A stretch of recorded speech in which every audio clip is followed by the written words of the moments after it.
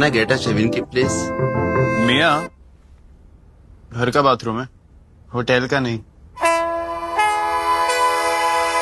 5-star hotel जैसा bathroom with Hindware Italian collection. Check into luxury।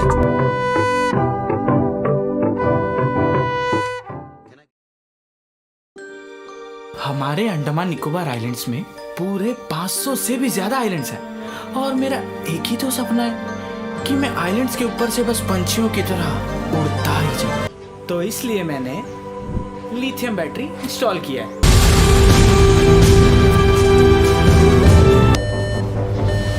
क्या हुआ? लो बैटरी। अब क्या करोगे? कहाँ से मिलती है इन्हें इतनी शक्ति?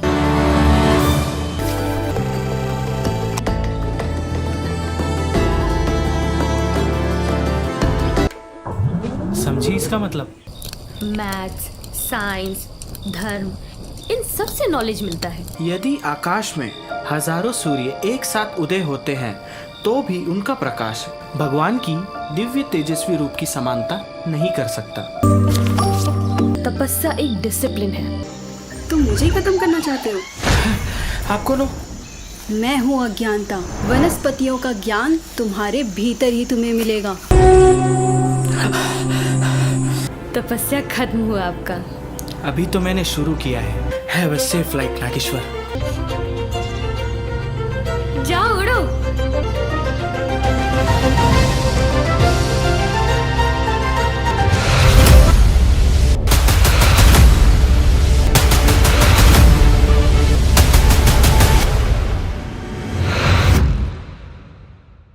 नमस्कार, मैं यामी न्यूज़ अंडमान 24/7 में आप सभी का स्वागत करता हूं। हम अक्सर कहते हैं ना कि हमारे द्वीपों में टैलेंट्स की कमी नहीं है, फिर चाहे वो कोई भी क्षेत्र में क्यों ना हो, नृत्य हो, संगीत हो, स्पोर्ट्स हो, अनेकों किस्म की जो कला और संस्कृति से जुड़ी हुई हो। हमने समय समय पर आप लोगों को द्वीपों के उन सारे बच्चों से, उन सारे युवाओं से मिलाते आए हैं जिन्होंने अलग अलग क्षेत्र में महारत हासिल की है। हमारे द्वीपों में ऐसे भी बच्चे हैं जिन्होंने अंतर्राष्ट्रीय मंच पर भी जाकर द्वीपों का नाम रोशन किया है और पुरस्कारित भी हुए हैं। हमें बड़ा गर्व महसूस होता है कि छोटा सा हमारा आइलैंड्स हैं अंडमान निकोबार, बहुत कम आबादी, बहुत कम लोग यहाँ पे रहते हैं, मगर उनमें भी इतनी जो कूट कूट कर हुनर भरी हुई है, इसको कभी भी देखा जाए तो उतना एक बड़ा प्लेटफॉर्म नहीं मिला है। उनको द्वीपों के बाकी लोगों के सामने लाना हो या फिर पूरे देश के सामने उनको लाना हो, ये हो नहीं पा रहा था, क्योंकि देखा जाए तो हमारे द्वीपों में सोशल मीडिया उतनी एक्टिव भी नहीं थी और बहुत कम लोग थे जो सोशल मीडिया में अपने आप को प्रमोट करते थे।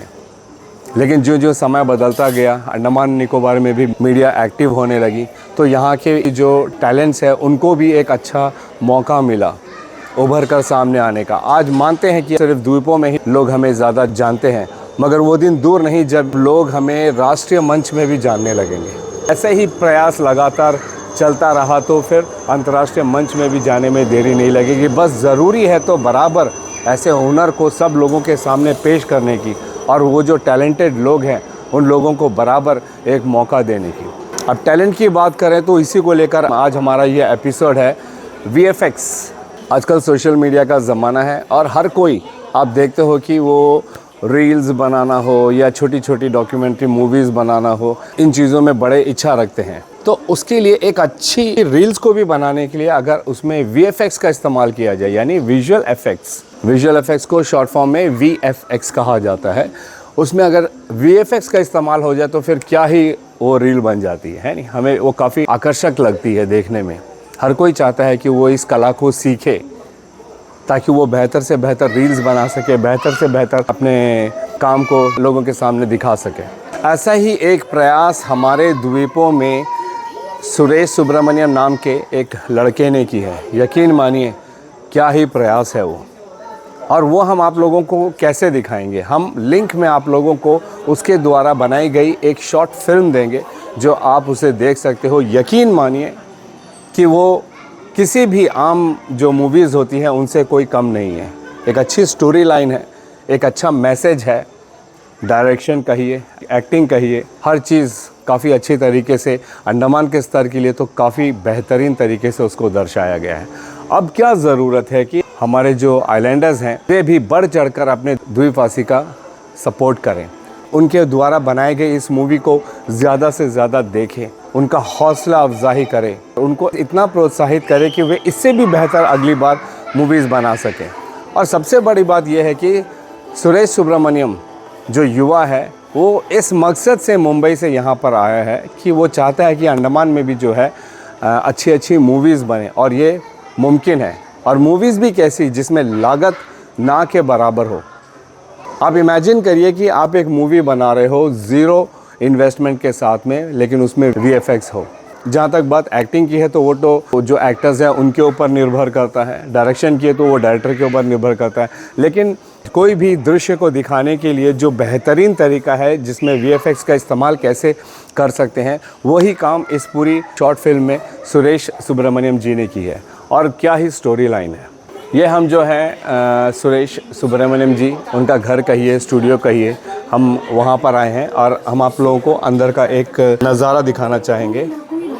इस तरीके से ये जो फिल्म अभी थोड़ी देर के बाद आप लोग उसके कुछ झलकियाँ आप लोग जो देखोगे, उसकी शुरुआत ऐसे ही इस कमरे में हुई थी जहाँ पे उनके एक्टर्स बैठे हुए हैं।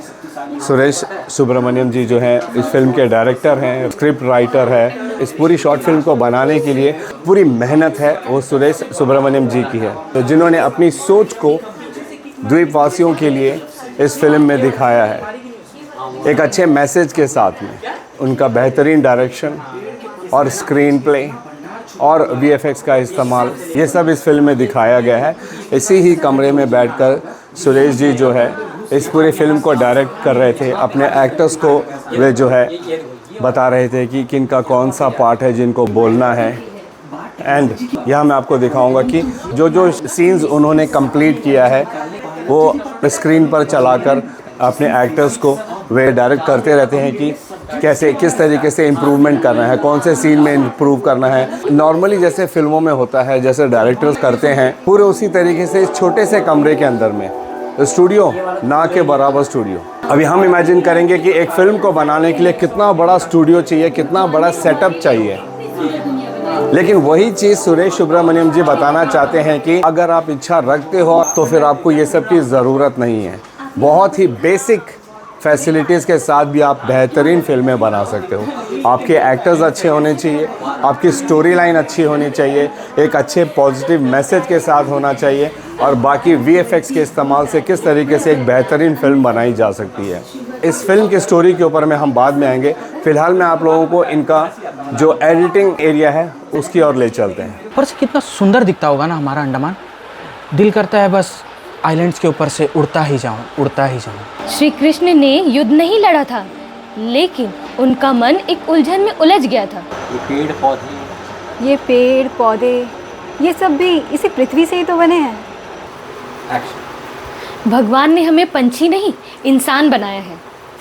भगवान का इंतजार करते हैं ना, तो आज भी हम आदि मानव बनकर चिंगालाला, सॉरी नेक्स्ट टेक है, आदि मानव रह जाते हैं। आज भी हम आदि मानव रह जाते हैं। मैंने इसके डिज़ाइन पे ना कुछ चेंजेस किए हैं। पहले इस पे मैंने केरोसिन इंजन का यूज़ किया था, लेकिन अब मैंने लिथियम बैटरी ना, लिथियम बैटरी। आपको चल के आना है, गुस्सा से आके देखना है और बोलना है तुमने तपस्या को मजाक समझा है। तुमने तपस्या को मजाक समझा है। सॉरी। यहाँ से लेफ्ट लेग पहले बाउंस, एक्शन, बाउंस। जैसा मैंने आप लोगों को शुरुआत में बताया कि किस तरीके से सुरेश सुब्रमण्यम जी इन्होंने इस फिल्म को यहाँ पर बनाया है बहुत ही कम सोर्सेज के साथ में। और जैसा मैंने बोला आप लोगों को कि लागत जो है ना के बराबर ही है, मगर उसमें भी इतनी बेहतरीन फिल्म बनी कि अभी हम देख रहे थे कि 2 दिन के अंदर में अंडमान निकोबार में लगभग 3000 के करीब लोगों ने इसको अब तक व्यू कर लिया है। तो कुछ तो ख़ास रही होगी। हम आप लोगों को लिंक जो है डिस्क्रिप्शन में दे देंगे, आप भी कृपया जाकर इस पूरी शॉर्ट फिल्म को ज़रूर देखिएगा। और and I am thankful to Suresh Subramaniam ji and इनकी पूरी टीम को कि उन्होंने हमें मौका दिया है एक इंटरव्यू के लिए, ताकि हम आप लोगों को बता सकें कि इस शॉर्ट फिल्म को बनाने का मकसद क्या था, इसकी शुरुआत कैसे हुई थी एंड द्वीपवासियों से वे क्या कहना चाहते हैं। नमस्कार सुरेश। नमस्कार Yamin ji. Thank you so much Suresh, हमारे चैनल में आके अपने शॉर्ट फिल्म के बारे में बताने के लिए। हम चाहेंगे कि आप हमारे दर्शकों को सबसे पहले बताइए कि ये आइडिया क्यों आपके दिमाग में आया कि अंडमान में इस तरह का कुछ फिल्म बनना चाहिए। जी, पहले तो आपका बहुत शुक्रिया करना चाहूँगा, थैंक यू। आपने इसको कवरेज किया। इसका पर्पस ये है, जब मैं मुंबई से अंडमान आ रहा था तो Right. एक ही मेरा पर्पस था कि हमारे आइलैंड में इंडस्ट्री नहीं है, फिल्म इंडस्ट्री। राइट। तो थोड़े फिल्म बनते हैं लेकिन वो ऑर्गेनाइज नहीं है। तो मुझे लगा डर ये होगा शायद बहुत ज़्यादा बजट होता होगा, इस वजह से लोग नहीं बनाते। तो मेरा पर्पस ये था कम से कम बजट में ज़्यादा से ज़्यादा क्वालिटी विद VFX अगर हम बना दें विद ज़ीरो बजट। राइट। तो हमने 3 एक्टर, 1 कैमरा, 1 कंप्यूटर, तो इस रिसोर्सेज के साथ हमने इस फिल्म को बनाया। सीरियसली? जी जी। नहीं, मैंने अभी आपने पूरी फिल्म हमें दिखाई, ये पूरी फिल्म देख के कोई ये नहीं कह पाएगा कि सिर्फ जो इन्होंने अभी बताया है कि मात्र 3 एक्टर और 1 कंप्यूटर और 1 कैमरा के मदद से ये पूरी फिल्म बनी गई है। ओके जी। तो एक्चुअली इसका मैं आपको 4 पार्ट्स बताता हूँ। Right. पहला पर्पस मेरा ये था कि अंडमान में एक इंस्पिरेशन आए, लोग बजट के लिए मतलब डरे नहीं और फिल्में बनाएं। ये तो अंडमान में इंडस्ट्री के लिए। सेकंड जो है, व्यूअर्स को एक अच्छा कंटेंट मिले, उनको भी अंडमान का एंटरटेनमेंट मिलना चाहिए। Right. अंडमान की स्टोरीज मिलना चाहिए। सेकंड। थर्ड जो है, मेरा पर्पस ये था, जितने भी आर्टिस्ट हैं, जैसे इस फिल्म में 3 आर्टिस्ट हैं, अभी इस फिल्म के लिए तो अभी जैसे सब जॉब करते हैं, तो उनका मैं कम से कम समय कैसे ले सकूँ, तो उस कम समय में ज़्यादा से ज़्यादा क्वालिटी निकालना है। राइट। तो जैसे कि शूटिंग के लिए हमने लिया था 8 दिन, 2 दिन रिहर्सल और 4 दिन हमने डबिंग में लिया, 4-5 दिन लगे, करीबन 15-20 दिन पकड़ लीजिए। तो उनका ज़्यादा समय ना लेते हुए अच्छी फिल्म बननी चाहिए। राइट। और फोर्थ मेरा कि मुझे अंडमान में मेरा एक सपना पूरा हो कि मैं भी फिल्में बनाऊं, जो एक इतने सालों से कभी मौका नहीं मिल पाया। हम सब यहाँ से मुंबई भागते हैं कि वहाँ पे मौका मिलेगा, क्यों ना यहाँ पे मौका मिले। तो यही पर्पस था, ये 4 पार्ट्स को लेके चलने थे। सुरेश जी, ये जानना चाहूँगा कि आपने पढ़ाई क्या की है? पढ़ाई मैंने FTI से सिनेमाटोग्राफी का किया है। FTI film and television? जी, film and television institute of India. Okay. India का सबसे रेप्यूटेड है, रेस्पेक्टेड है। हाँ जी। तो वो हमारे जो डिपार्टमेंट है IPNT वालों ने लेके आया था 2017 में। राइट। तो मैं और मेरी मिसेस हम लोग वहीं पे मिले थे। Okay. तो हम लोग वहीं से पढ़ाई किए और फिर मुझे तब ये समझ आया कि फिल्म मेकिंग मजाक नहीं है, बहुत टेक्निकल चीज़ है। डेफिनेटली। तो उस कोर्स के दौरान मुझे 20 दिन का कोर्स था, उसमें मुझे ये समझ आ गया कि अब मुझे मजाक में नहीं ले सकता, पढ़ करके आगे बढ़ना है। तभी से मेरी पढ़ाई और आगे का मैंने कंटिन्यू किया। मैंने VFX के लिए 3 साल मैंने पढ़ाई किया बेसिक, देन 4 साल उसका एडवांस का पढ़ाई किया। साथ साथ मेरा animation, video editing, colour grading सब चल रहा था। तो सारे ब्रांचेस को मैंने कंप्लीट किए, जिससे कि क्वालिटी प्रोडक्ट आए। उसके दौरान मैं बीच में कोई शॉर्ट फिल्म नहीं बनाऊंगा, कोई वीडियो नहीं बनाऊंगा। तो इस तरह से स्टार्ट हुआ 2017 से, पर मेरा एक्चुअल सफ़र ये फिल्म लाइन में 2013 से हो गया था।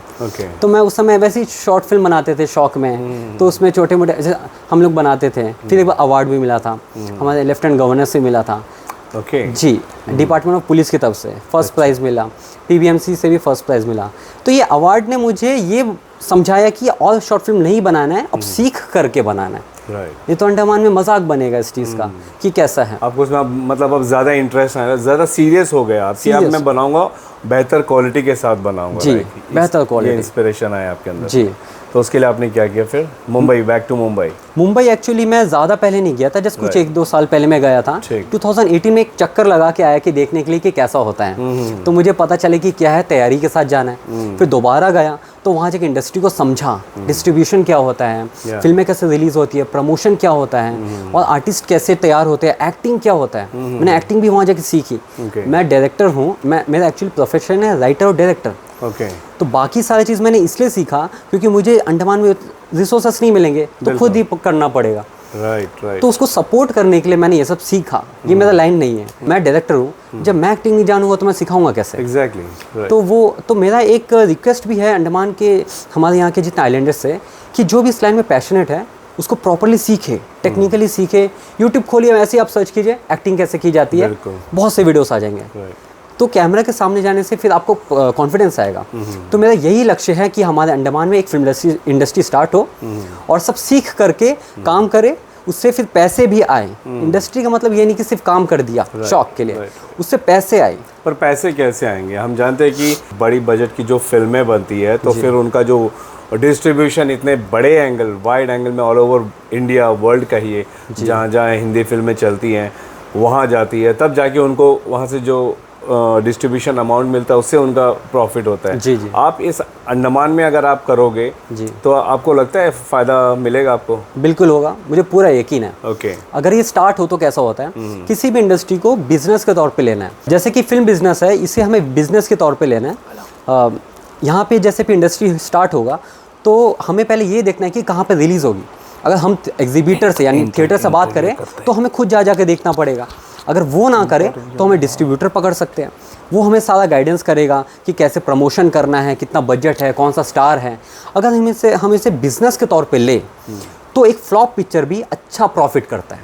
आप सोचिए इंडिया में हर साल 2000 के करीबन फिल्में बनती है। बिल्कुल बिल्कुल। हमें 4 या 5 फिल्म का नाम पता होगा जो बहुत हिट है, जो बम्पर पैसे कमाते हैं। लेकिन जो फ्लॉप पिक्चर क्या वो पैसे नहीं कमाते, सब पैसे कमाते हैं, प्रॉफिट कमा ले जाते हैं क्योंकि उसके राइट्स बेचे जाते हैं। हर जगह हर तरह का राइट्स होते हैं, तो राइट्स से पैसे आते हैं, थिएटर से पैसे आते हैं, कितने स्क्रीन पे आपका रिलीज़ हुआ है, तो थोड़े थोड़े पैसे जमा होकर प्रॉफिट कमा लेते हैं। आजकल OTT भी है। OTT आ गए, वो तो सोने पे सुहागा हो गया सबके लिए, फिल्म मेकर से।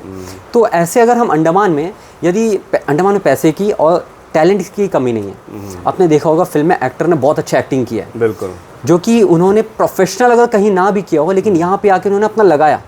भले 14 दिन जितना भी दिया, जितना निकाला, नहीं काफ़ी सराहनीय था। जो हमने तो देखी है जी। आपकी फिल्म आपने दिखाया, थैंक्स फॉर शोइंग अस की जो 3 कैरेक्टर्स आपके इस फिल्मों में उन्होंने काम किया है, आई एम श्योर कि उनको काफ़ी अप्रिसिएशन मिलेगा। बहुत मिलेगा जी। अच्छे कमेंट्स भी आ रहे हैं उनको। राइट। उनका मेहनत था, काम था। तो ये अंडमान में और कितने लोग ऐसे छुपे होंगे अपने घर पे, उनको बाहर लेकर के आना है। इंडस्ट्री का मतलब मैं एक फिल्म मेकर हूँ और एक फिल्म मेकर हो और एक हो, एक्टर अलग अलग हो, सब मिल करके काम करो, एक कंपटीशन क्रिएट करो जिससे ऑडियंस का फायदा हो। कंपटीशन ये बहुत अच्छी बात कही है आपने कि कंपटीशन होना चाहिए। अक्सर हम जो है अपने काम को, प्रोफेशन को लेके मोनोपोली चाहते हैं कि हम जो कर रहे हैं कोई और ना करे, सारा फ़ायदा जो है हमें मिले। मगर ये गलत सोच है, ये गलत धारणा है। जब तक कंपटीशन नहीं होगा तो वहाँ पे क्वालिटी चीज़ आपको नहीं मिलेगी। अगर आपको वाकई में क्वालिटी चीज़ चाहिए तो आपको कॉम्पिटिटर होने ही पड़ेंगे। इससे आपकी खुद की क्वालिटी में भी इम्प्रूवमेंट आएगी और जो कंज्यूमर्स होते हैं उनको भी बेहतर से बेहतर चीज़ मिलेगी। फिर चाहे वो आप किसी भी चीज़ में ले लीजिए, प्रोडक्ट्स में ले लीजिए या ऐसे जैसे अभी सुरेश जी कह रहे हैं फिल्म मेकिंग में ही कहिए। जब और फिल्म मेकर्स बनेंगे जैसे इनकी सोच है, जिसको मैं काफ़ी सराहता हूँ कि और भी फिल्म मेकर्स आएंगे तो और सारे एक्टर्स भी निकलेंगे, उसमें जो बेटर होगा उनको ज़्यादा बड़ा प्लेटफॉर्म भी मिल पाएगा। एक्सेलेंट सर, आगे बताइए। जी एक्चुअली क्या आप मेरे इस फिल्म में भी काम देखें कि जितना भी टेक्निकल के काम मैंने किया है वो इसलिए नहीं किया है क्योंकि मुझे ही करना है। उसका पर्पस ये है कि मुझे ऐसा लगा कि उसका क्वालिटी मैं इतना पढ़ करके दे पाया हूँ तो ऑडियंस के साथ नाइंसाफ़ी ना हो। राइट। फिल्म में सबसे बड़ा राजा होता है ऑडियंस, व्यूअर। बेशक। मैं भी उनके लिए काम कर रहा हूँ, एक्ट्रेस भी उनके लिए काम कर रहे हैं, प्रोड्यूसर भी उनके लिए काम कर रहे हैं। तो ये अगर हेल्दी एनवायरनमेंट हम क्रिएट करें अंडमान में, एक कंपटीशन बढ़े तो फ़ायदा तो व्यूअर्स का होगा, अंडमान का होगा। मैं भी तो ऑडियंस ही हूँ, मैं डायरेक्टर के साथ साथ ऑडियंस भी मेरे मिसेस देखेगी, हमारे बच्चे होंगे वो देखेंगे, तो वो अंडमान का फ़ायदा होगा। तो मैं ये चाहता हूँ कि कंपटीशन क्रिएट हो, लोग पैसे लगाएं। पैसे बहुत हैं अंडमान में, मुझे भी पता है, अच्छे बिजनेसमैन हैं। आइए सामने आइए, आपका भी नाम होगा, एक अंडमान में टैलेंट आएगा। तो ये आपको लगता है कि यहाँ पे अंडमान निकोबार में फिल्म बना के आप इसको वर्ल्ड वाइड छोड़ दीजिए, नेशन वाइड इसको डिस्ट्रीब्यूट कर पाओगे? बिल्कुल कर पाएंगे सर। इसका भी मैं आपको बताता हूँ किस तरीके से होगा। एंड ऑल ओवर इंडिया में ना डिस्ट्रीब्यूटर्स होते हैं, उनके नीचे सब डिस्ट्रीब्यूटर होते हैं, एक एक एरिया, एक एक रीजन के लिए। तो उन लोग जो है अपना अपना रीजन पकड़ के रखे हुए हैं। तो यदि हम अंडमान में हम उनसे बात करें, देखो वो भी बिजनेस करना चाहते हैं डिस्ट्रीब्यूटर, उनको चाहिए कमीशन, 15 से 30% का एक रेंज होता है। तो वो अगर हमसे बात करें, हम उनसे बात करें, वो कई फिल्में ऐसे होती है कि फिल्में बनने से पहले डिस्ट्रीब्यूटर बता देता है कि स्टार ऐसे होने चाहिए, इस लेवल के होने चाहिए, आपको ऐसा इतना प्रमोशन में पैसे लगाना है। तो उनके हिसाब से अगर हम चले, मार्केटिंग सब हो, तो गारंटीड है कि फिल्म रिलीज भी होगी, कमाएगी भी। आपको मैं एग्जांपल बताता हूँ, असम में भी इंडस्ट्री है, असम जगह में। तो हमारा आइलैंड, ये तो सब सोचिए यहाँ पे पहला झंडा आज़ादी का लहराया गया था। तो अंडमान तो इतने सालों से कितना टैलेंटेड लोग यहाँ से निकले। तो यहाँ पे इंडस्ट्री है, मौका है, टैलेंट है, सब कुछ है, बस एक दिशा की ज़रूरत है। मैं अपना योगदान दे रहा हूँ कि मुझसे जितना हो सके मैं दूंगा, यहाँ पर लोगों को इंस्पायर करने की कोशिश करूँगा, लोग सीखे। मैं बोलता हूँ मुझसे आके सीखिए, फिल्म मेकिंग का हो, एक्टिंग का हो, जो भी हो, मुझसे सीखे। और मैं तो मेरा कोशिश है, आप सोचिए मुंबई से लोग आना भी चाहते हैं, ओके, अंडमान इतना ब्यूटीफुल एरिया है, सेट्स की भी जरूरत नहीं पड़ेगी, खूबसूरती जगह है। एग्जैक्टली। आप बैंकॉक जा करके, थाईलैंड, दूसरे देश जाकर सस्ते में शूटिंग कर सकते हो आज के डेट में, क्योंकि वहाँ पे टेक्निकल स्टाफ है, इक्विपमेंट्स है। लेकिन अंडमान में उतने सारे सब चीज़ों को लेकर के आना मुश्किल है। क्यों बताइए? यहाँ पे टेक्निकल स्टाफ्स नहीं है, राइट, वो सब आपको लेके आना पड़ेगा, कितना खर्चा बढ़ जाएगा, फ्लाइट का खर्चा, इक्विपमेंट लेकर आना, तो वो आते नहीं इसलिए। तो फिल्म टूरिज्म भी नहीं हो रहा है। डिपार्टमेंट इसके लिए बहुत मेहनत कर रहा है, मैंने देखा है। उन्होंने FTI को लेकर आए अंडमान में, जो बहुत ही प्रेस्टीज इंस्टीट्यूट है। बिल्कुल। हमें मौका नहीं मिल सकता, मैंने तो कभी ज़िंदगी में नहीं सोचा था FTI में होगा, वो लेकर के आए। पर मैंने देखा लोगों ने बहुत कम उसमें पार्टिसिपेट किया। तो अगर लोगों को पता चले कि इस फिल्म लाइन में ऐसे फ़ायदे हैं, एक सोर्स ऑफ इनकम आए, सीखे, तो डिपार्टमेंट का भी जो मुहिम है, उन लोग जो ट्राई कर रहे थे, वो सक्सेस होगा। वही मैं कह रहा हूँ ना, सोर्स ऑफ इनकम। जब तक लोगों को एक्टिंग कर लेंगे, अपने शौक के लिए 1 फिल्म 2 फिल्में कर लेंगे जी, लेकिन उसको अगर एक वाइड प्रमोशन नहीं मिलेगा, चलिए, या तो उनको इनकम चाहिए, लोगों को इनकम चाहिए रिटर्न में, या तो फिर उनको फेम चाहिए। लेकिन जब तक उसका वाइड स्प्रेड नहीं होगा, लोग नहीं देखेंगे, लोग पहचानेंगे नहीं, तो फिर 1-2 फिल्म के बाद कोई नहीं करना चाहेगा ना। तो उसके लिए आप क्या करोगे अंडमान के लोगों के लिए? जी, उसका एक सॉल्यूशन है। एक्चुअली मुंबई में वही काम उसी तरह से चलता है। राइट। कास्टिंग एजेंसीज होते हैं जो एक्टर को लेते हैं, वो कास्ट करते हैं, ऑडिशन लेते हैं, कोई भी प्रोजेक्ट आता है उनको बताते हैं आप इसके लिए फिट हो, देखिए ऐसा रंग होना चाहिए, ये हाइट होना चाहिए, बताया जाता है। तो जो एक्टर आते हैं वो सभी के सब एक्टिंग लाइन में ही नहीं है। उन लोग किसी कंपनी का मालिक है, कोई गवर्नमेंट सर्वेंट है, कोई किसी तरीके से कुछ है। तो जो बाकी सारे जो रोल्स हैं, उन लोग आकर के ऐसे करके जाते हैं। जो मेन लीड होते हैं उन लोग फुल टाइम काम करते हैं, तो उनका एक फिक्स अमाउंट हो जाता है जो भी है एग्रीमेंट में। लेकिन इतने सारे एक्टर जो चाहिए होते हैं, वो कैसे फुल टाइम इसे मान लें?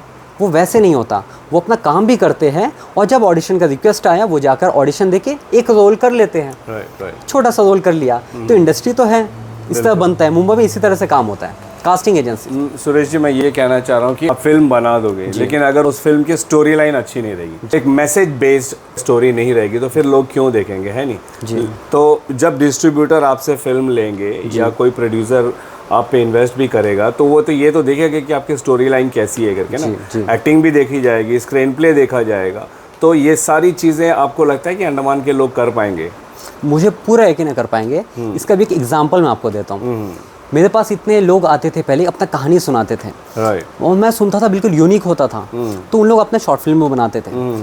पैशन है, इंटरेस्ट है, लेकिन उस कहानी को आप स्क्रिप्ट के फॉर्मेट में कैसे लिखोगे, ये उसको नहीं पता, तो वो प्रोड्यूसर को कैसे पेश करेगा?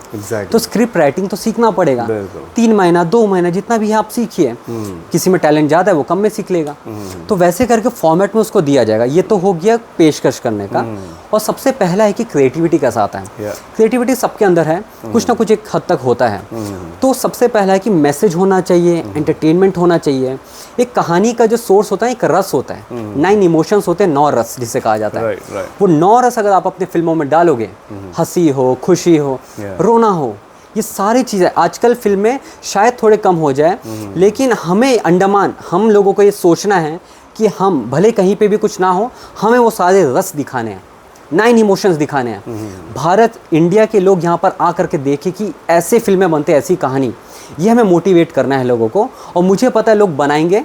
अंडमान में इतनी स्टोरीज है ना, इतनी स्टोरीज जिसे छुआ भी नहीं गया। तो आप उन सारी स्टोरीज के ऊपर में फिल्में बनाना चाहोगे? मेरा तो बहुत सपना है कि बनाना है। मैंने देखा, मेरा लाइफ यहीं पे बीता है, पैदाइश यहीं, पढ़ाई यहीं, सब कुछ यहीं।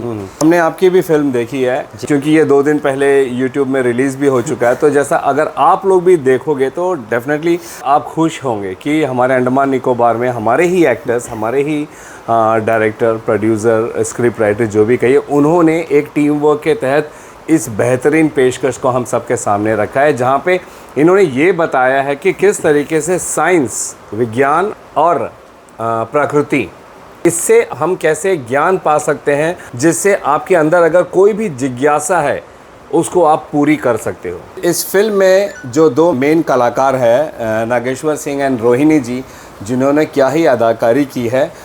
हमारे अंडमान का जो स्तर है, मैं तो कहूँगा कि उससे बहुत ऊंचा उन्होंने इसमें दिखाया है। जैसे अभी इनके director, producer, script writer Suresh Subramaniam ji कह रहे थे, मैं इसको एकदम सही मानता हूँ। इसलिए मैं कहता हूँ कि आपने भी 15-20 मिनट निकाल कर इस शॉर्ट फिल्म को एक बार देखना ज़रूर है। तब आप भी समझोगे कि हमारे आइलैंड में भी ऐसे ऐसे बेहतरीन एक्टर्स हैं जैसे ये दंपति है, और इन्होंने किस तरीके से एक बहुत ही इच्छुक इंसान है जो विज्ञान और प्रकृति के कॉम्बिनेशन से क्या क्या प्राप्त कर सकते हैं वो इस फिल्म में बताया गया है, जहाँ पर उनकी जो श्रीमती है वो एक बहुत ही बड़ी प्रेरणा की स्रोत बनती है, उनको प्रोत्साहित करती है कि वे जो काम करना चाहते हैं वो मुमकिन है, लेकिन विज्ञान के अलावा प्रकृति पर्यावरण इनकी भी सहायता लें।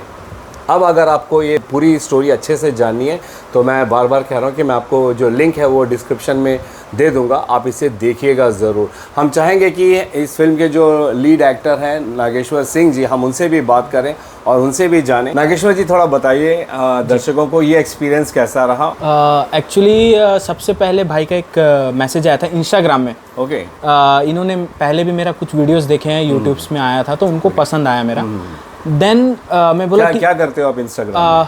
इंस्टाग्राम नॉर्मल वीडियो क्रिएट ही करता हूँ मैं तो। लेकिन कुछ तो होता होगा ना, फनी है या नहीं, मैं थोड़ा सा मतलब इन्फॉर्मेटिव बोलने से आपका जैसे नेचर का कभी दिखा दिया, कहीं जा रहा हूँ तो कभी डांस कर लिया हल्का, तो वो सारी चीज़ें ही करता हूँ उस पर। तो उनका आया मेरे को मैसेज कि हम मिलना चाहते हैं, हम मुंबई से आ रहे हैं। तो फिर वो बात कट हो गया। फिर मेरे को जय का कॉल आया कि नागेश एक वीडियो है वो करना होगा करके। तो मैंने बोला ठीक है। मैं तो मना करने आया था एक्चुअली यहाँ पे क्योंकि यहाँ पे कुछ स्कोप दिखता नहीं है हम लोगों को। क्योंकि मतलब आप इसमें जा रहे हो तो जैसे टाइम वेस्ट, ऐसा आप मान के चलो। अंडमान पे वाला है ट्रेंड अभी। राइट। तो फिर इन्होंने मतलब कुछ स्टोरीज बताई कि मतलब कैसा है करना है करके। तो उन्होंने कुछ सैम्पल्स दिखाए कि मतलब ये चीज़ें हो सकती है। तो मुझे ना पहला तो उनका जो स्क्रीन पे वो दिखाना, फिर कुछ जब वो बात कर रहे हैं उसके ऊपर मुझे लगा कि नहीं भाई कुछ अच्छा होने वाला और कुछ नया होने वाला है। तो मैंने तब जाके उनको हाँ बोला। मैं तो ऐसे आया था कि मना करने कि भाई मैं नहीं करूँगा करके, दिल पे वो था। मैंने उनको बता भी दिया था बाद में।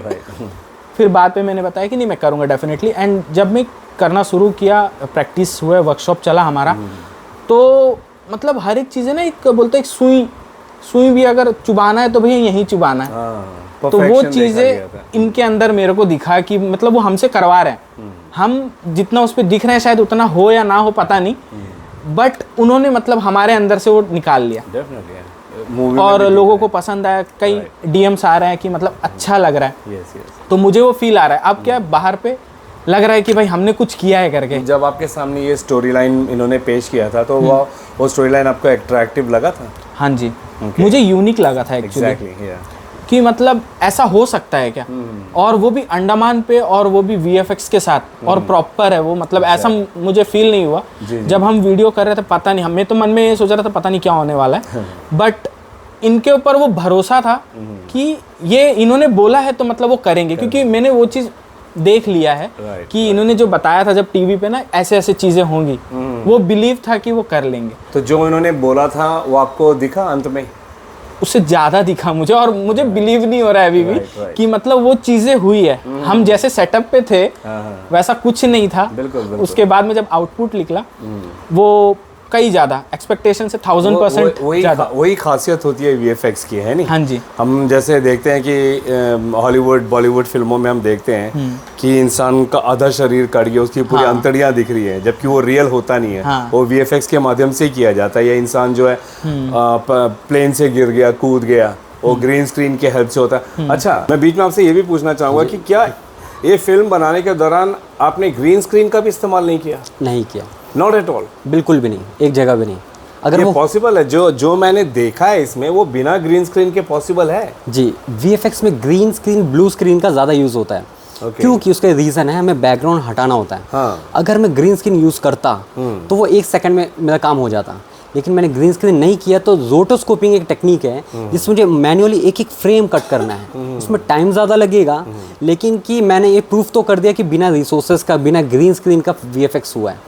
तो खर्चा नहीं है ग्रीन स्क्रीन में, वो भी मैंने इसमें इसीलिए मैंने नहीं यूज़ किया, ये तो कर सकते थे। तो नागेश्वर जी, जो ओवरऑल एक्सपीरियंस था, आप उसको 1 में से 5 अगर ग्रेडिंग करोगे तो 5 to the best and 1 to the worst, क्या दोगे आप? 5 से अगर ऊपर हो सकता है तो मैं ऊपर ही दूंगा। कम तो नहीं दूंगा, बराबर भी नहीं दूंगा उसका, लेकिन उससे ऊपर ही दूंगा। क्योंकि मेरा जो एक्सपेक्टेशन था, और मैंने उनको बोला भी है कि भाई मैं अपना जो बिजनेस कर रहा हूँ छोटा, मैं उसको भी छोड़ दूंगा, बस हम लोग मैं ये करने के लिए तैयार हूँ आगे। यही जज्बा चाहिए जो नागेश्वर के अंदर दिख रहा है कि बस अब उन्हें इतना भरोसा हो गया है अपने डायरेक्टर सुरेश जी के ऊपर कि वे अब कुछ भी बनाए वे फुल टाइम उनको देने को तैयार हैं। इस एफर्ट के लिए पूरा श्रेय जाता है सुरेश जी को, जो एक सपना लेकर अंडमान निकोबार में आए कि मैं ये कर सकता हूँ। जो रेस्पॉन्स अब नागेश्वर से मिल रहा है डेफिनेटली मुझे तो ऐसा लग रहा है जैसे वो अपने सपने को पाने की जो मंजिल है उसकी ओर बढ़ रहे हैं। तो चलिए अभी हम फिल्म की एक और लीड एक्ट्रेस रोहिणी जी से बात करते हैं जो इस फिल्म में नागेश्वर की पत्नी की भूमिका अदा कर रही है। रोहिणी जी, आपका एक्सपीरियंस थोड़ा बताइए दर्शकों को प्लीज़। जैसा इन्होंने बोला कि हमें कॉल आया, राइट, ऑलरेडी बहुत सारे शॉर्ट फिल्म्स जो है वो कर चुके थे। ओके। फिर उसके बाद धीरे धीरे मुझे पता चला कि एक्टिंग हो सकता है, क्योंकि मैं सिंगर हूँ, सिंगिंग करती थी। हाँ हाँ, फिर धीरे लगा कि चलो एक्टिंग करके देख लेते हैं। उसके बाद लगा भाई एक्टिंग तो हो ही रही है। फिर NSD का वर्कशॉप आया तो बोले NSD का वर्कशॉप कर लेते, NSD का वर्कशॉप करे। उसके बाद धीरे धीरे एक टेलीफिल्म किया जिसमें जय का मुझसे मिलना हुआ, जिससे फिर मुझे जय का कॉल आया। इन्होंने बताया सेम ऐसे ही, क्योंकि हम दोनों का लिंक था जय के साथ। तो जय का कॉल आया तो बोल रहे रोहिणी ऐसे सुरेश नाम का एक मेरा दोस्त है, बोल रहे कि यहाँ पे एक फिल्म बनाना है, मेरे पे भरोसा रखो, बहुत धमाका होगा यहाँ पे। मुझे चलो ठीक है देख लेते हैं। ऐसा मना नहीं करना था, बट हाँ जानना था मुझे कि क्या है, क्योंकि NSD का वर्कशॉप किया हुआ है और बहुत सारे शॉर्ट फिल्म करे। तो अब नया क्या है, क्योंकि हर वक्त इंसान को क्या है वो पुराने ट्रेंड में नहीं चलना है, कुछ नया देखना है। तो नया देखा, जब यहाँ पर आए इनसे मिलना हुआ, जब धीरे धीरे इनके बारे में जानना हुआ, फिर इनके जो कॉन्सेप्ट थे कि इनको क्या करना है अंडमान में, एग्जैक्टली वही एक अपना बेंचमार्क सेट करना है यहाँ पे, क्योंकि यहाँ पे टैलेंट भरमार है, टैलेंट की कमी नहीं है, बट एक ऐसा इंसान हो चाहिए जो उसको हाथ दे और उसको आगे बढ़ाए। वो जो है सुरेश सर करे। वो धीरे धीरे हम मूवी करने लगे, ये मूवी इतना अच्छा बना, सच बोल रहे कि अब भी भरोसा नहीं हो रहा है। और सर के साथ काम करके बहुत अच्छा लगा। हम चाहते हैं कि ऐसे ही हमारा एक ये जो है ये फैमिली ऐसे ही बढ़ते रहे और हम बहुत सारे मूवीज़ करें और अंडमान को हम रिप्रेजेंट करें, नेशनल लेवल तक जाएं।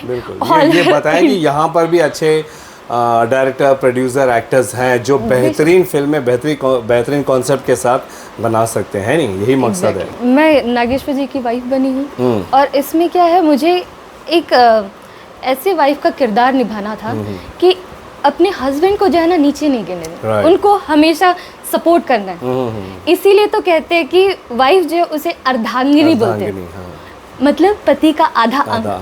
तो वही रोल मैंने प्ले किया, उनको हमेशा सपोर्ट किया। मैंने उनको कोशिश किया कि इससे भी तो काम हो सकता है, अगर ये नहीं हुआ तो और क्या कर सकते हैं, तो ये भी तो हो सकता है। मैंने उस पर काम, अपना घरेलू काम भी किया है, जैसा कि आप देख रहे हैं उसमें कपड़े फोल्ड करना, हर चीज़। इवन मैंने मंदिर भी गई हूँ, वो टेम्पल मंदिर में जाकर मैंने वो भगवत गीता पढ़ी, सुनी। सुनने पे मुझे ये पता चला कि अरे ये तो हमारे जीवन से रिलेटेड है, तो ये क्यों हम नहीं कर सकते। तो मैं इनको आकर बताती हूँ और ये हमेशा इन्हीं चीज़ों में लगे, मैं फेल हो गया, अब कुछ नहीं होता है, तो उस पर क्या करते हैं, मैं इनको मोटिवेट करती हूँ और उनका माइंड चेंज करती हूँ। चलो कहीं घूम कर आते, थोड़ा उनका माइंड फ्रेश होगा, चाहे उनको वहीं बैठे बैठे कुछ आइडिया दे दूँ, क्या पता। तो वैसे करते करते मैंने इनको सपोर्ट किया, कभी मैंने इनको गिरने नहीं दिया वहाँ पे। तो यही मोटिवेशन जो है इनको आगे काम आया।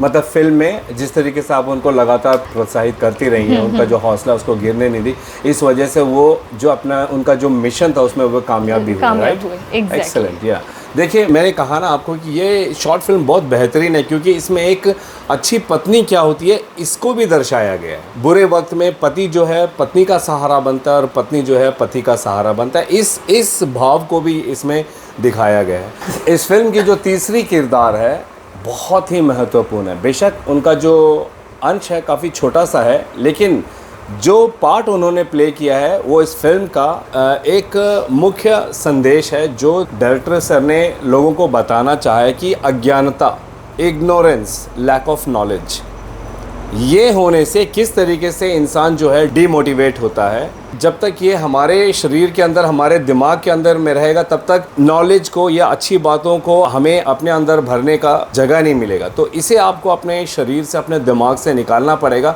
तब उस खाली जगह में हम नॉलेज भरेंगे। उस नॉलेज भरने को काम किया था उनके खुद के मेहनत ने, उनकी श्रीमती जी ने, और वो जो अज्ञानता उनके अंदर में थी, जो लैक ऑफ नॉलेज थी, उसका किरदार निभाया था ललिता जी ने बहुत ही बेहतरीन तरीके से। इसीलिए मैं बार बार आप सबसे निवेदन करूंगा कि आप ये जो 15-20 मिनट की जो शॉर्ट फिल्म सुरेश सुब्रमण्यम जी ने बनाई है, आप देखिएगा ज़रूर। तो नमस्कार ललिता जी। नमस्ते सर। तो आप अपने किरदार के बारे में थोड़ा बताइए। सर मैंने इनका काम एक्चुअली पहले देखा हुआ है, कैसे? कहाँ? यूट्यूब वगैरह में मैंने देखा हुआ है ऑलरेडी। मुझे इतना भरोसा नहीं था खुद पे कि मैं ये कर पाऊंगी, लेकिन उन्होंने ये चीज़ मेरे अंदर से निकाला, तो मैं बहुत। क्या वो एक अच्छे डायरेक्टर हैं? बहुत सर। जो नागेश्वर के अंदर जो एक जितना जो नॉलेज वो जो खुद से लड़ रहा होता है अंदर, बस वही चीज़ है जो वो आपको स्क्रीन में देखने को मिलेगा। तो आपने वो जो भाव है, एक्चुअली वो एब्स्ट्रैक्ट है ना, वो भाव है, आपने उसका रोल अदा किया है कि किस तरीके से उसके अंदर जो लैक ऑफ नॉलेज है वो भरा हुआ है। जी, जी। तो वो एक्चुअल रियल में एग्जिस्ट नहीं करता है, बस उसको एक रूप दिया गया है। तो उसी का रोल आपने प्ले किया। एक्सेलेंट। ओके, तो ओवरऑल एक्सपीरियंस कैसा रहा? सर बहुत अच्छा एक्सपीरियंस था, और मैं चाहती हूँ कि ऐसे और मौके मिले। ओके। तो आप तीनों से एक सवाल मैं करना चाहूँगा कि आपको लगता है कि सुरेश सुब्रमण्यम जी जो है अंडमान में एक प्रयास करेंगे तो यहाँ पे अच्छे कलाकार पैदा कर पाएंगे, अच्छी फिल्में बना पाएंगे? जी बिल्कुल सर, बिल्कुल सर। लोग तो है और स्टोरी, बस उनको शेप नहीं मिला है। हाँ। कि मतलब वो एक्टर हैं, हाँ। वो जानते हैं, वो कहीं करते हैं, वो लेवल पे उनको सिखाने वाला नहीं मिला है। और बोलते हैं ना जो मतलब मट्टी का जो होता है घड़ा, उसको बनाना पड़ता है। राइट। वो शेप देने के लिए भाई मेरे को लग रहा है कि आ गए हैं। अब बाकी जो है उनके ऊपर है कि वो कैसे, जैसे कि मैं इंटरेस्ट लिया हूँ, हम तीनों ने इंटरेस्ट लिया करके पिक्चर बना है। बिल्कुल। अगर हम में से एक भी अगर बोलता ना कि भाई मेरे से नहीं होगा, मेरे पास टाइम नहीं है, मेरे को अपना काम करना है, अगर हम एक्सक्यूज देते या कुछ होता तो शायद हम नहीं कर पाते, ये शायद रुक जाता, शायद मूवी होता ही नहीं। ना सिर्फ हमारे देश में, शायद पूरी दुनिया में कहा जाता है, behind every successful man there is a woman. हर कामयाब मर्द के पीछे एक औरत का हाथ होता है। उसी तरीके से जैसा हमने देखा है कि सुरेश सुब्रमण्यम जी, उनके जीवन में कई ऐसे पहलू आए हैं जहां पर उनको जब जब मदद की ज़रूरत पड़ी है, उनकी जो श्रीमती जी हैं विजेता जी, वो वहां पे रही हैं। अब इस फिल्म में उन्होंने भी देखा जाए तो एक असिस्टेंट डायरेक्टर का रोल अदा किया है, और जितनी सहायता देनी थी इस फिल्म को कामयाब करने के लिए बाहरी तौर पर उनका पूरा सहयोग रहा है। तो नमस्कार विजेता जी, हम चाहेंगे कि आप अपनी नज़रिए से बताइए कि इस फिल्म के बारे में। जी, तो जब हम मुंबई से आए थे तो हम यहाँ पे आके सोच रहे थे कि हम कैसे काम करेंगे, एक्टर कहाँ से मिलेगा, क्योंकि अंडमान में जो है यहाँ पे एक्टर का बहुत मुश्किल होता है, लोग समय नहीं देते, काम नहीं करते, एक्टिंग नहीं आता। तो फिर सनी जो है वो मुंबई से आए, तो उन्होंने सोचा कि नहीं, मैं जब मुंबई के लोगों को देखता हूँ तो वो कितने आगे बढ़ गए हैं, तो हमें अपने अंडमान को भी तो आगे बढ़ाना है। और वो जो इतना काम सीखे है FTI से, और इतने सालों का नॉलेज, हर एक दिन जो उनका मेहनत है, तो यहाँ पे वो बोले नहीं मैं ट्राई करूँगा। तो चलो हम यहाँ आए हैं तो ट्राई करते हैं। जय आया था तो उन्होंने बताया कि वो कुछ लोगों को जानता है तो बता के लेके आएगा। वैसे सनी जो है नागेश्वर को जानते थे इंस्टा के में, सोशल मीडिया के थ्रू, तो उन्होंने मैसेज किया था, फिर उन्हें बुलाए, तो फिर बात करें कि नहीं हम एक मूवी बनाते हैं जिसके कॉन्सेप्ट सब सनी लिखा था। तो फिर रेडी हुए, तो फिर हम ये जो मूवी मैंने जो देखी ना, मूवी मुझे ऑनेस्टली बोल रहा हूँ, इसलिए नहीं कि हम टेकिंग योर इंटरव्यू, जब मैंने मूवी देखी, चलिए VFX लगा के तो अंडमान में पहली मरतबा ऐसा मूवी बनना, शॉर्ट फिल्म बनी है, लेकिन ये जो कॉन्सेप्ट है ना बहुत बेहतरीन है कि किस तरीके से विज्ञान में जो है प्रकृति का भी इस्तेमाल करके अपने विज्ञान के नॉलेज को, ज्ञान को और आप बढ़ा सकते हो और उसमें कामयाब भी हो सकते हो। I really want to shake hand to Suresh Subramaniam ji कि लोगों को इन चीज़ों के बारे में अवेयर करने के लिए। जी, क्या कह रहे थे आप? तो फिर हम मूवी के लिए प्रिपेयर करे, सनी ने कॉन्सेप्ट लिखा, बहुत तैयारी की, गीता पढ़ा, अपना धर्म का जिसे नॉलेज मिला, तो सब मिलके कैसे उसको नेचर के साथ जोड़े, कैसे हम धर्म से नॉलेज निकाल सकते हैं, ये सब सीखा कि हमें सिर्फ धर्म तक ही सीमित नहीं रहना है, कि उसमें क्या क्या है, उसे जब तक हम पढ़ेंगे नहीं तो हमें कैसे पता चलेगा कि उसके अंदर क्या है। तो कैसे हम उसे साइंस के साथ जोड़े, हमारे नेचर के साथ जोड़ के उसे सही मायने में हम कैसे इस्तेमाल में ला सकते हैं, वो सीखा। फिर हमारे एक्टर को तैयार किया बहुत ही कम समय में, और फिर ये मूवी तो आपके सामने है, आप देख सकते हैं। And it's very well made. तो ये थे हमारे साथ Nageshwar and the boon of Aranyani Devi, ये जो टाइटल दिया है इस शॉर्ट फिल्म का। इनके पूरे क्रू है, cast and director and assistant director, हर कोई। इन 5 लोगों की सोच मेहनत का ही नतीजा है जो हमारे सामने एक बेहतरीन 26 मिनट की जो है एक शॉर्ट फिल्म पेश हुई है, Nageshwar and the boon of Aranyani Devi. यानी कि नागेश्वर और जंगल की देवी, वन की जो देवी होती है, उनका वरदान। नागेश्वर एक बहुत ही इच्छुक व्यक्ति है जो विज्ञान में काफ़ी इंटरेस्टेड है, जिसे ज़्यादा भरोसा विज्ञान के ऊपर है ना कि धर्म या नेचर। लेकिन किस तरीके से उनकी श्रीमती उनको नेचर से भी जोड़ती है, धर्म से भी जोड़ती है, और विज्ञान के साथ इन सब का प्रयोग करके अपने जो सपने हैं उसको साकार करने की सही दिशा देती है। ये फिल्म इसके ऊपर है। स्टोरी तो मैंने आप लोगों को बता दी है, और पूरी फिल्म जो है आप लोगों को मैं लिंक दे रहा हूँ डिस्क्रिप्शन में, आप वहाँ देख सकते हो, और स्क्रीन में भी हम दिखा रहे हैं आपको। हमारे अंडमान निकोबार आइलैंड्स में पूरे 500 से भी ज्यादा आइलैंड्स हैं, और मेरा एक ही तो सपना है कि मैं आइलैंड्स के ऊपर से बस पंछियों की तरह उड़ता ही जाऊं। तो इसलिए मैंने लिथियम बैटरी इंस्टॉल किया है।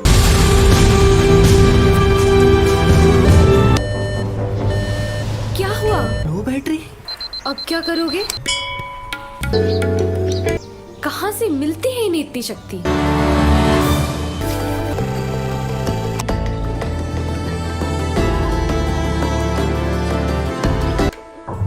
समझी इसका मतलब?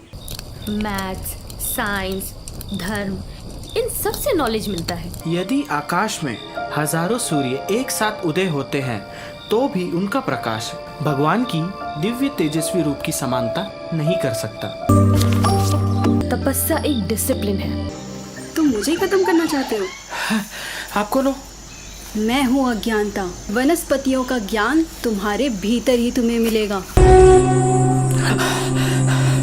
तपस्या खत्म हुआ आपका। अभी तो मैंने शुरू किया है। Have a safe flight Nageshwar. जाओ उड़ो।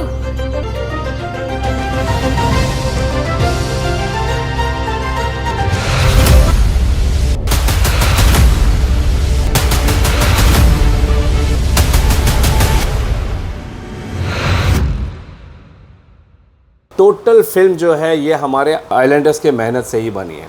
कहते हैं ना, वोकल फॉर लोकल। ये सिर्फ शब्दों में रहेगा तो वो हमेशा शब्दों में ही रह जाएगा। अगर इसको वाकई हकीकत में लाना है तो हमें भी उसमें अपना सहयोग देना चाहिए। हमारे ही लोगों ने मिलकर बनाया है। बहुत अच्छी डायरेक्शन दी गई है, इसमें अच्छी एक्टिंग की गई है, और जिस तरीके से VFX का इस्तेमाल किया गया है, यकीन मानिए जब आप देखोगे तो आपको भी यकीन नहीं होगा कि हमारे एक लोकल अंडमान बॉय ने इतना बेहतरीन काम किया है। तो हम अंत में आप सबको धन्यवाद करेंगे हमें अपना कीमती समय देने के लिए, और हम पूरे द्वीपवासियों को ये बताने के लिए कि हम किसी से कम नहीं। अगर जज्बा है हमारे अंदर तो हम आसमानों को भी छू सकते हैं। ये 5 लोग यहाँ पर साबित कर रहे हैं। अब ज़रूरत है तो सिर्फ आप लोगों के सहयोग की।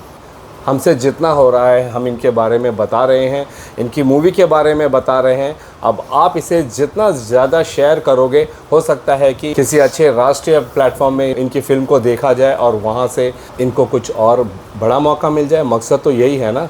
तो चलिए हम इनका साथ देते हैं इसी उम्मीद के साथ, और कैमरा पर्सन दीपिका सोनी के साथ में यामीन, न्यूज़ अंडमान 24/7। नमस्कार। आप ये शॉर्ट फिल्म देखिएगा जरूर। प्लीज ज्यादा से ज्यादा शेयर करिएगा।